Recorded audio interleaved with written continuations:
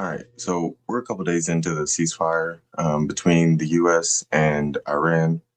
Um, this weekend or today, J.D. Vance and a team of other U.S. officials are going to Pakistan to meet with Iranian officials and kind of negotiate the ceasefire. Um, it's kind of a fake ceasefire considering Israel broke it immediately with their attacks on Lebanon that were kind of, supposed to be off limits. And Mr. Hillbilly Effigy tried to come out and say that there was a miscommunication. The miscommunication was that people in the U.S. government, I guess, thought that they could try to end the war without Israel's approval. So clearly that's not going to go anywhere. But considering the ceasefire, what's going on with the negotiations, and Israel's history, I'm sure the ceasefire is going to turn out to be a farce. It's not going to go anywhere. It's probably going to just be temporary. But today I wanted to talk about how the conflict and the war with Iran that we're currently in has been in the making for 30 plus years. Well, I mean, Netanyahu and other people that support Israel have claimed it's been 40 years, in the past 40 years or so, that the plan's kind of been in motion. There's been conflicts with the U.S. and the Middle East and Iran, going back even further decades, 70, 80 years, maybe even further since, I'd say like the 50s. I think 54, there was a big revolution where we overthrew their leader in the Middle East. And then there was obviously the conflicts in the 70s, 80s. But the current situation that we're in has been in the making specifically for the past around 30 years, basically since right before 9/11. So today I'm going to go over some stuff and show some videos that kind of back that up. So guess we'll go ahead and get started here. All right. So I'm calling this presentation the Islamophobic Distraction because that's really, in my opinion, what it boils down to. Most of it comes back to pure Islamophobia. I don't think Arab phobia. I don't know what the word for that would be, but that's definitely a factor. Anything with the other, anyone that looks different per se, is usually kind of outcast. But for this situation specifically, the Islamophobic factor is probably the biggest factor in my opinion. So like I said, this plan has been in the works basically since right before 9/11. This right here is a 4 or 5-star general, can't remember, Wesley Clark. And there's actually video of him talking about, I didn't need to do that. There's actually there's my thumbnail. There's actually a video of him talking about basically the war in 7 countries that Israel was pushing for. So here's that. I knew why, because I'd been through the Pentagon right after 9/11. About 10 days after 9/11, I went through the Pentagon and I saw Secretary Rumsfeld and Deputy Secretary Wolfowitz. I went downstairs just to say hello to some of the people on the Joint Staff who used to work for me. And one of the generals called me and he said, "Sir, you got to come in. You got to come in and talk to me a second." I said, "Well, you're too busy." He said, "No." He says, "We've made the decision. We're going to war with Iraq." This was on or about the 20th of September. I said, "We're going to war with Iraq. Why?" He said, "I don't know." So I didn't pause it at the top, but there, it's the 20th of September. So 9 days after 9/11, this plan was, already set in motion. He said, "I guess they don't know what else to do." So I said, "Well, did they find some information connecting Saddam to Al-Qaeda?" He said, No. He says, "There's nothing new that way. They just made the decision to go to war with Iraq." He said, "I guess it's like we don't know what to do about terrorists, but we got a good military and we can take down governments. And he said, I guess if the only tool you have is a hammer, every problem has to look like a nail. So I came back to see him a few weeks later, and by that time we were bombing in Afghanistan. I said, are we still going to war with Iraq? And he said, oh, it's worse than that.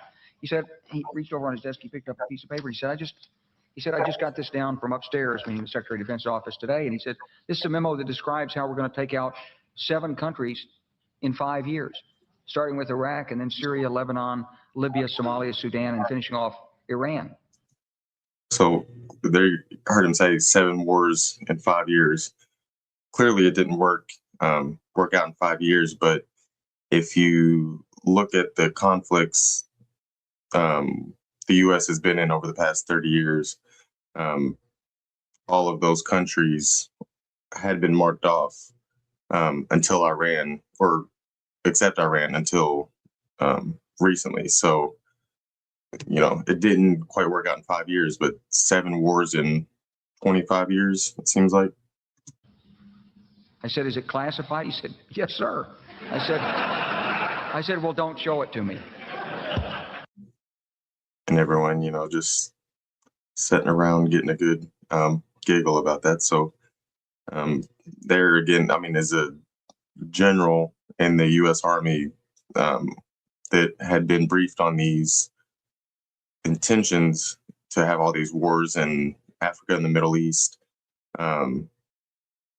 basically, right after 9/11. So that would kind of lead you to assume, with some critical thinking, that they probably had those kind of plans set up prior to 9/11 for them to already be able to jump the gun so quickly. So there's one thing, and here's another video of, well, here I have Cuck, Donald Trump, and his master Netanyahu.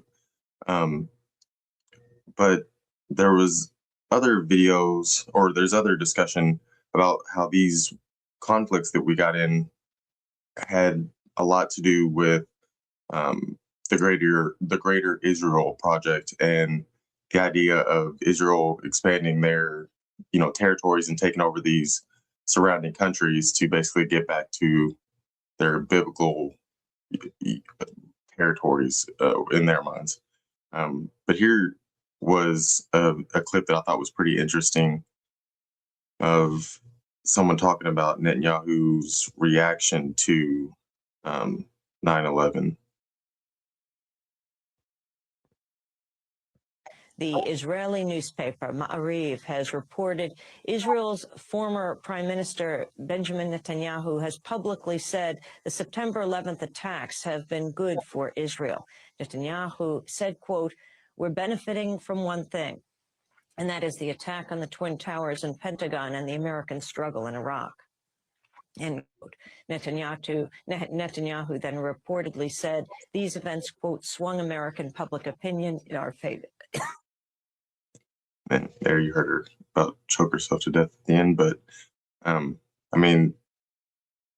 there was that little news clipping from Democracy Now! And supposedly, allegedly, Netanyahu talked about how it benefited Israel for these attacks to happen on the U.S. because it kind of swayed U.S. opinion and America, like the citizens' opinion, to support going to these wars that we found out later were pointless. Like, we went over there to try to get oil and opium, and if you look at other videos that I've had with Candace, or I've talked about Candace Owens and stuff like that. Supposedly there's other things we went over there for, with religious purposes. But either way, it seemed that we were kind of giving Netanyahu what he wanted with our support for these wars in the Middle East and Africa. So then here, this Islamophobic distraction, and it's hard. I don't want to single out. I'm not trying to single out Judaism, because the problem isn't Judaism, it's Zionism and Zionist. But the Zionists that are pushing these wars in the Middle East and Africa that are trying to get us involved, a lot of the messaging has revolved around basically Muslims being, these terrorists that believe in these righteous wars against, the infidels and jihad and all this type of stuff. I'll get to it a little bit later, but a lot of that is taken out of context and just pure misunderstanding by most Americans or Western people, or I wouldn't necessarily say Western people who are non, practicing Muslims or whatever, or yeah. But the main thing has been this kind of push between Christianity and Islam. And you notice there's one that's kind of missing suspiciously. And it's like that third one is the little puppet that's making those two fight against each other. So that's kind of how I look at it. And lately, I've been reading this book here by John Mearsheimer and Stephen Walt, The Israel Lobby and U.S. Foreign Policy, that came out probably, I think it was like 20 years ago or so. But a lot of the themes that are talked about and a lot of the things in general that are talked about are very relevant to what's going on now. And there's a lot of things that were said back then that still apply to today. And I wanted to point out too that the Israel Lobby doesn't, in this case, reply or doesn't isn't referring to the to AIPAC. It's referring to all of the people and organizations that shape foreign policy around a pro-Israel stance. But there was some interesting parts that I wanted to read from it that I thought were fascinating and kind of stood out to me so far. I'm only about halfway through. So here, the first one on page 26 says, Israel became the largest annual recipient of U.S. foreign assistance in 1976, a position it has retained ever since. And then here on page 37, it says, since the mid-1960s, Israel has continued receiving generous support even when it took actions American leaders thought were unwise and contrary to U.S. interest. Israel gets its aid despite its refusal to sign the Non-Proliferation Treaty and its various WMD programs. It gets its aid when it builds settlements in the occupied territories, losing only a small amount through reductions in loan guarantees, even though the U.S. government opposes this policy. It also gets its aid when it annexes territory it has conquered, as it did on the Golan Heights and in Jerusalem. Sells U.S. military technology to potential enemies like China, conducts espionage operations on U.S. soil, or uses U.S. weapons in ways that violate U.S. laws, such as the use of cluster munitions in civilian areas in Lebanon. It gets additional aid when it makes concessions for peace, but it rarely loses American support when it takes actions that make peace more elusive. And it gets its aid even when Israeli leaders renege on pledges made to U.S. presidents. So there's a couple things that stood up. Sorry, this may be kind of boring, this part. Then here on page 75, let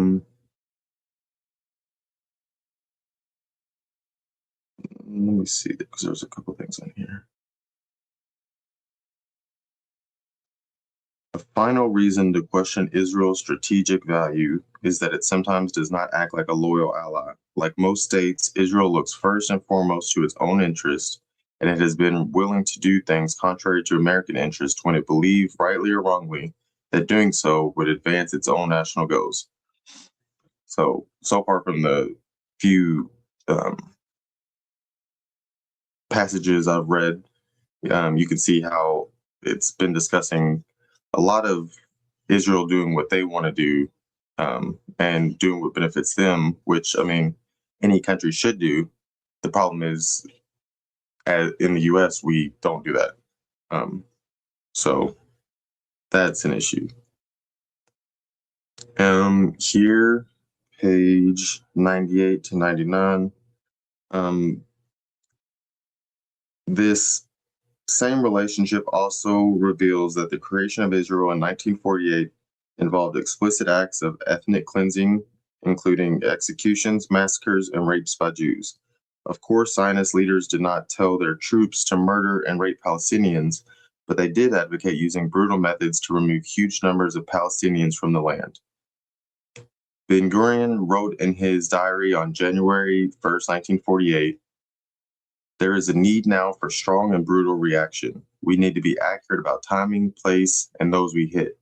If we accuse a family, we need to harm them without mercy, women and children included. Otherwise, this is not an effective reaction. There is no need to distinguish between guilty and not guilty." So that's coming from a former prime minister. And then lastly, some evangelical Christians, especially so-called Christian Zionists, view the establishment of the Jewish state as the fulfillment of biblical prophecy.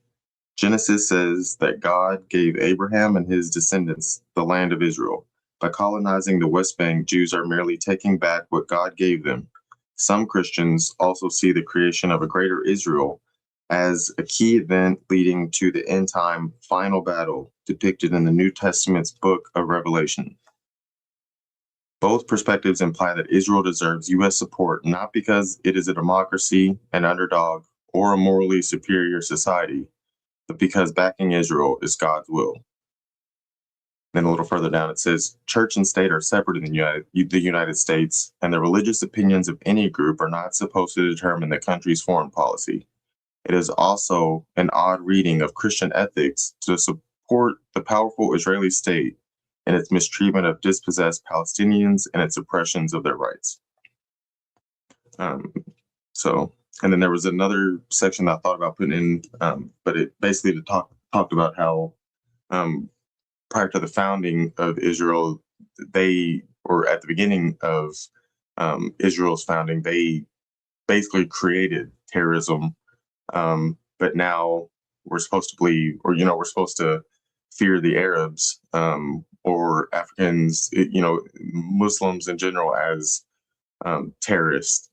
And that's a lot of the messaging that comes with the Christian versus Islam strife that's kind of being proliferated by Zionists and, Christian Zionists, and all these people that are basically ignorant. So then over here, like I said in the last section, a lot of the Islamophobia that we see, like in our country, a lot of it comes from misunderstandings and misconceptions, from people getting misconceptions based on what they see in media, or these common tropes that are brought up with people that are from the Middle East, or these other countries like that, or people who are Muslim in general and Islam. There's a lot of misunderstandings.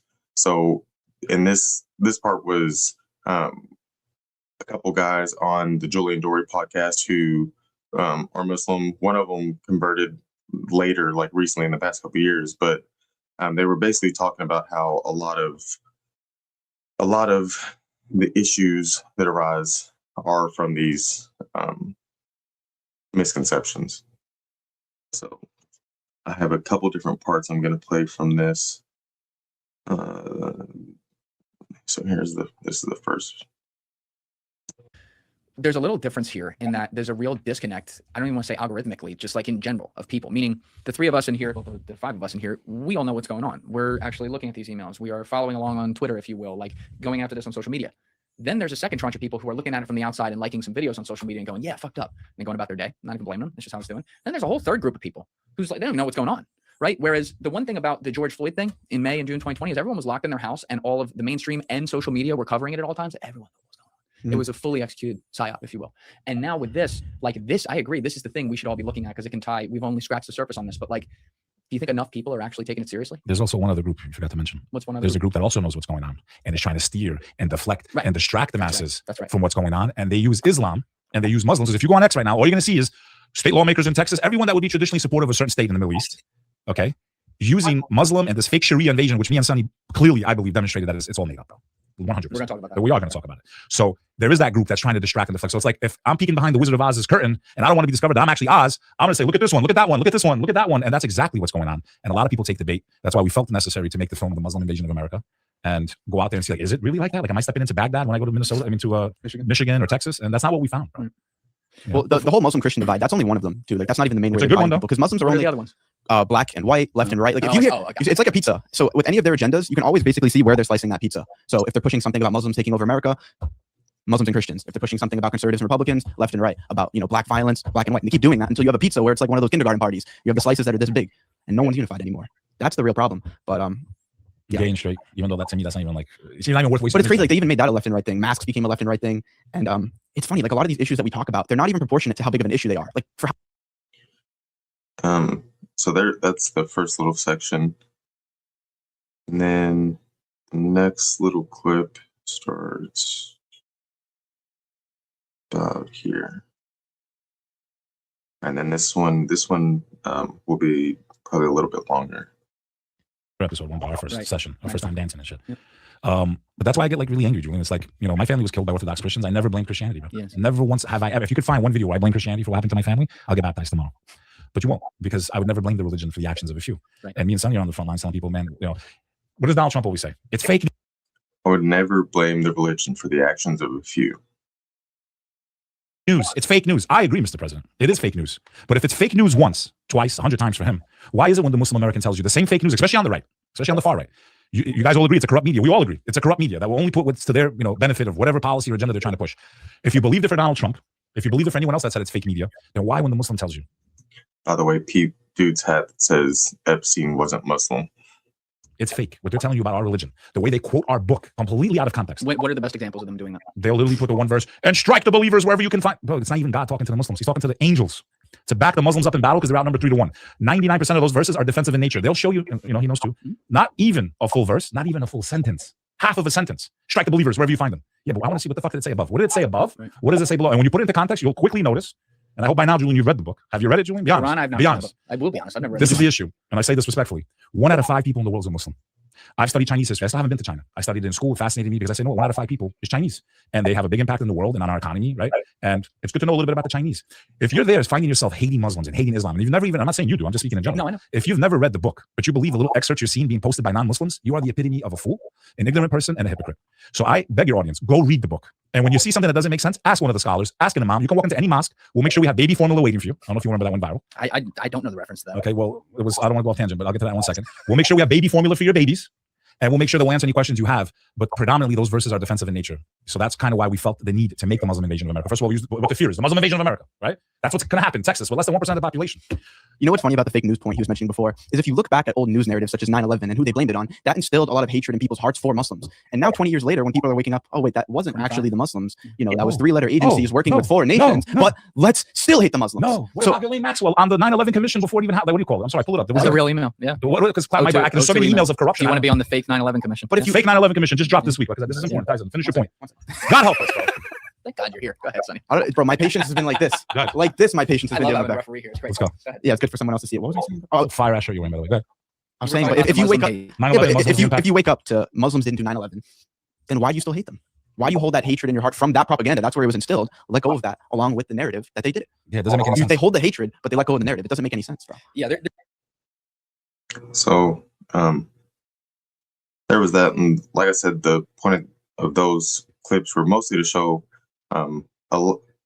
or at least from these two guys' opinions, or from what they're sharing, their experiences, that a lot of the stuff that has been said in the media about all these, the Muslims hate us because of our freedom and our culture. Like, if you go back to and look at Osama bin Laden's letter to America after 9/11, kind of explaining his reasons for doing it, not that they were justified, but one of the main reasons was America's support for Israel, and how much we supported them and gave aid to them, and kind of fucked over, the other surrounding Arab and Muslim countries. And that was one of the main points that kept popping up. It didn't really have to do with freedom or anything like that. It was, and granted, he was an extremist and stuff to begin with, as all terrorists are. They're extremists, but a lot of the messaging and programming that Americans have is based on these ideas that are false and taken out of context. So that was something I wanted to show. But lastly, I thought it would be important to talk about like how I started by saying there's all these issues with the ceasefire, and Israel not necessarily being along with the war being over at this point. So they're most likely gonna do like they've done in the past during negotiations, and try to sabotage them in any way they can, to kind of force the U.S. to stay involved, if not get more involved. Netanyahu's trying to keep his ass out of prison. So that's the main thing there. But with that also comes the fear of false flags. We've already seen a couple, in my opinion, attempts recently over the past couple months, but the fear is that they could get more extreme potentially if things aren't going the way Israel would like them to go. And so they're, like I said, Israel has a history of messing things up during negotiations, but they also have a history with false flags. So here, actually, I think this was the section I was talking about earlier from the Israel lobby. I just moved it. I thought I didn't include it. So here it says, Palestinians have used terrorism against their Israeli occupiers as well as in innocent third parties. Their willingness to attack civilians is wrong and should be roundly condemned. This behavior is not surprising, however, because the Palestinians have long been denied basic political rights and believe they have no other way to force Israeli concessions. As former Prime Minister Ehud Barak, the one that was besties with Epstein, Ehud Barak once admitted, had he been born a Palestinian, he would have joined a terrorist organization.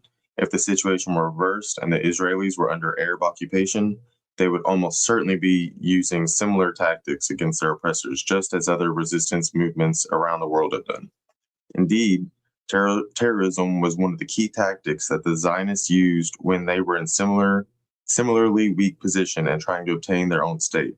It was Jewish terrorists from the infamous Irgun, a militant Zionist group, who in late 1937 introduced into Palestine the now familiar practice of placing bombs in buses and large crowds. Benny Moore speculates that the Arabs may well have learned the value of terrorist bombings from the Jews. So the idea of terrorism is not new to Israel. And as you might notice here, I've got the same pictures for the reasons to get involved and false flags. Obviously, the point of false flags is to get people to believe, or that another country attacked, and therefore it helps garner support from the citizens to be all excited to go to war. So the first one example would be against the U.S. specifically, would be the USS Liberty, that is a pretty well-known false flag from the Israelis against the Americans.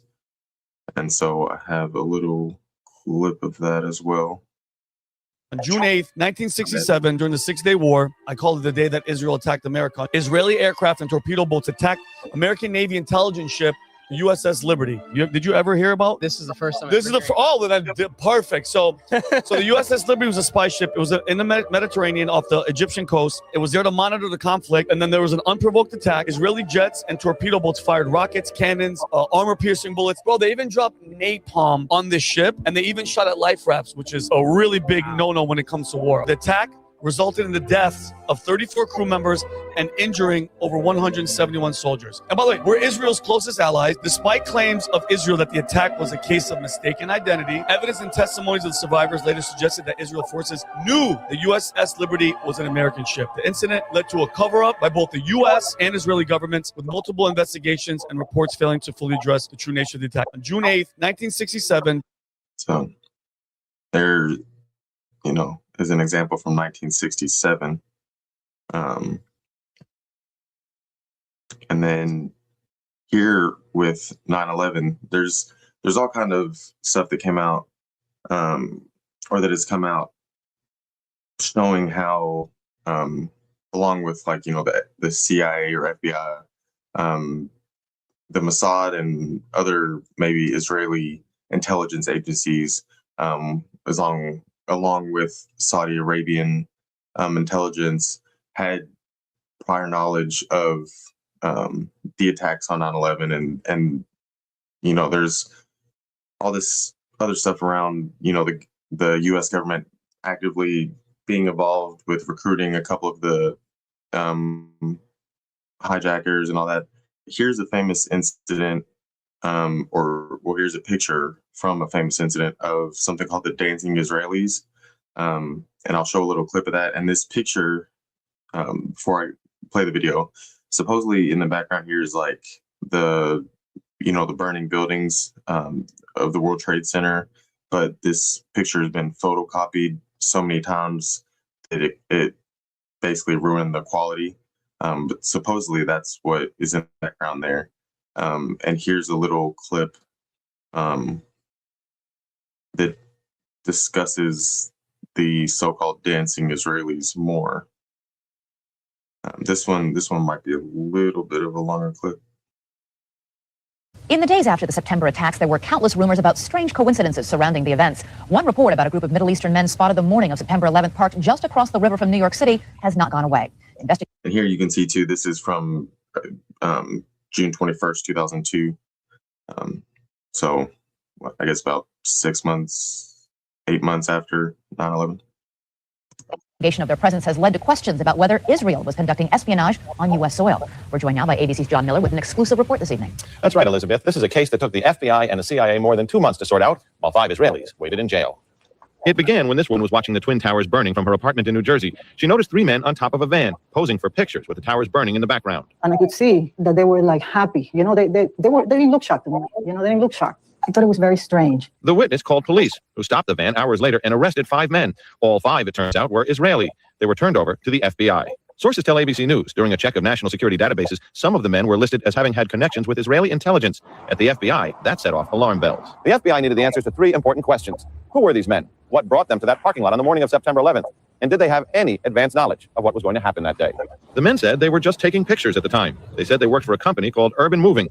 The FBI obtained a search warrant for the company's offices. Now, I wanted to pause it here just to say it's common for intelligence agencies to make these front companies, obviously for different operations, but it's also known that they usually have pretty bland, basic names for the companies. So, I mean, Urban Moving, it doesn't mean anything, but just in my opinion, that just stood out. It's pretty pretty boring name, urban moving. 2 SUVs were filled up with I don't know, that might have sounded retarded. Might not, I mean, a moving company doesn't really need an exciting name, but I don't know. 9 and 12 boxes and computers. Not long after the arrest, the offices 2 SUVs were filled up worked for a company called Urban Moving. The FBI obtained a search warrant for the company's offices. 2 SUVs were filled up with between 9 and 12 boxes and computers. Not long after the arrest, the offices of Urban Moving were simply abandoned. Almost everything was left behind. In jail, the 5 Israelis were repeatedly interrogated and given lie detector tests. Well, you notice in the picture that I showed, there was 4 guys. Obviously, the 5th one would be taking the picture. So Stephen Gordon was their American lawyer. They were asked questions if they had ever been approached by or hired by any non-United States intelligence community. While there is still some debate among American intelligence officials, many investigators believe some of the men were part of an Israeli operation aimed at monitoring radical Islamic charities that support groups like Hamas, something lawyers for the 5 men and the Israeli government strongly deny. These 5 Israelis were not involved in any intelligence operation in the United States. The story is simply false. In the end, the FBI concluded there was no evidence that any of the 5 men had advance knowledge of the September 11th plot. After 71 days, the 5 Israelis were deported, leaving some ruffled feathers among both U.S. and Israeli officials. According to federal officials, the 5 men have been barred from returning to the United States for 10 years, they say, because they violated immigration laws. Bottom line, John, is there any evidence any of these 5 men knew about the September 11th attacks before they occurred? The FBI spent a great deal of time examining this question. It does not appear that they were in place taking pictures before the planes hit, but shortly thereafter. And they say they haven't uncovered evidence that any of these 5 men, and they did their backgrounds, they searched apartments, they telephone records, and so on, had any advanced knowledge of the attack. And while the FBI or certain sources might believe that, in fact, they were Israeli intelligence, they don't believe that the U.S. was a target, that they were actually investigating Muslim groups? They believe if this was an intelligence operation by Israel that was focused on the Islamic groups and charities that raise money for groups that are considered by U.S. law enforcement and others terrorist groups. And you'll note that after September 11th, the U.S. moved on many of these groups with indictments, arrests, raids on their headquarters, something that hadn't happened prior to this. These are groups that Israel believes have been funding Hamas and other terrorist organizations? Groups that are responsible for most of the suicide bombings there. All right, John. So there you go. Goes back to terrorism. And here I wanted to show too, there's a journalist / I guess director, James Corbett. And if you go to his website, thecorbettreport.com, I've watched these documentaries, or most of them.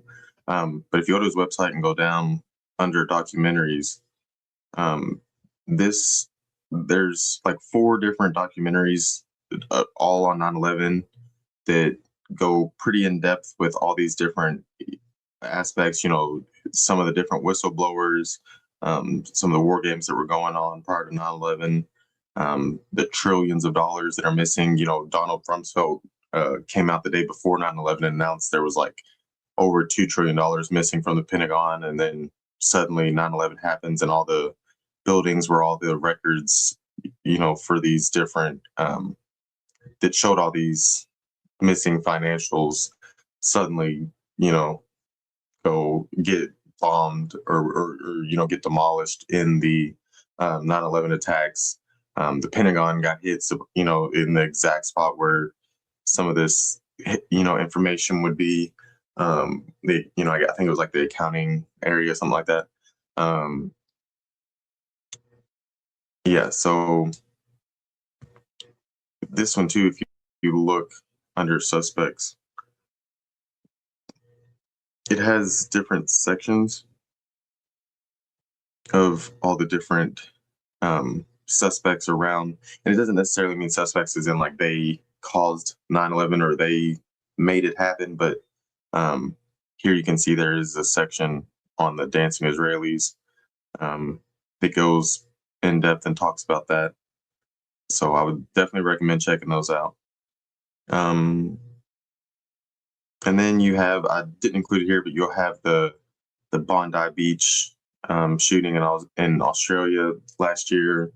You know, you've had other examples of these false, because after that happened, you know, Australia changed some laws around to where, you know, you could get arrested for saying anything that was, I think, considered anti-Semitic, whatever.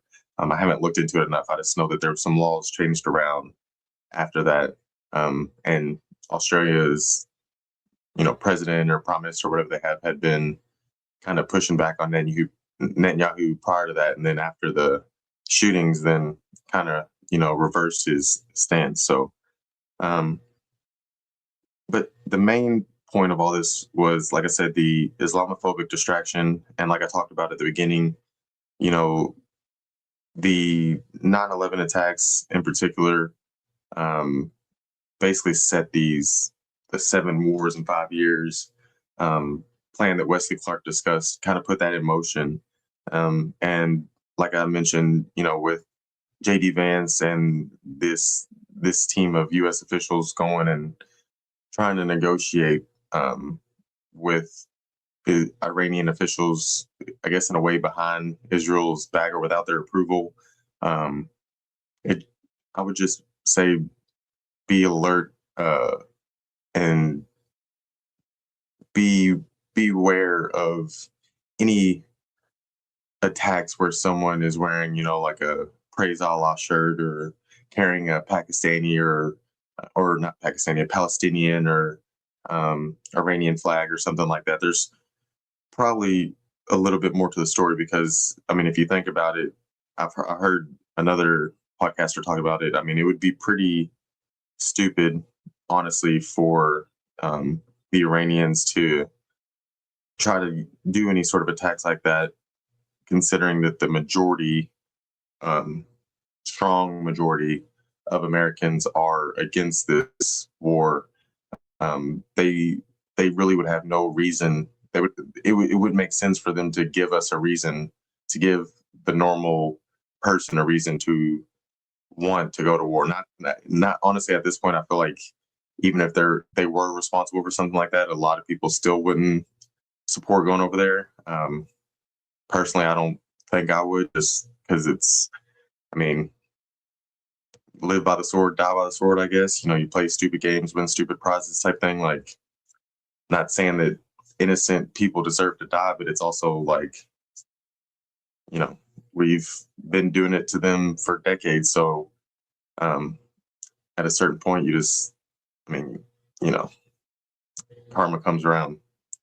So, yeah, the main thing, like I said, was just focus on how, these groups of people are being pitted against each other. Like the one guy said in the Julian Dory clip, whether it's Christian, Muslim, black, white, gay, straight, whatever it is, there's always some sort of Hegelian dialectic, some sort of good versus evil type of dynamic. And you have to realize there's pretty much always, I would say 99.99% of the time in life, there's a gray area. So try not to live in the black and white, think outside the box.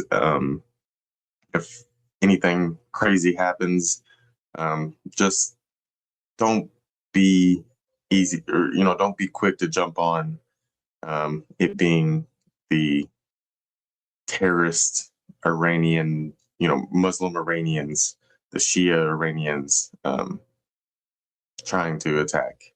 So yeah, I think that's it. Enjoy, be safe. See you in the next one.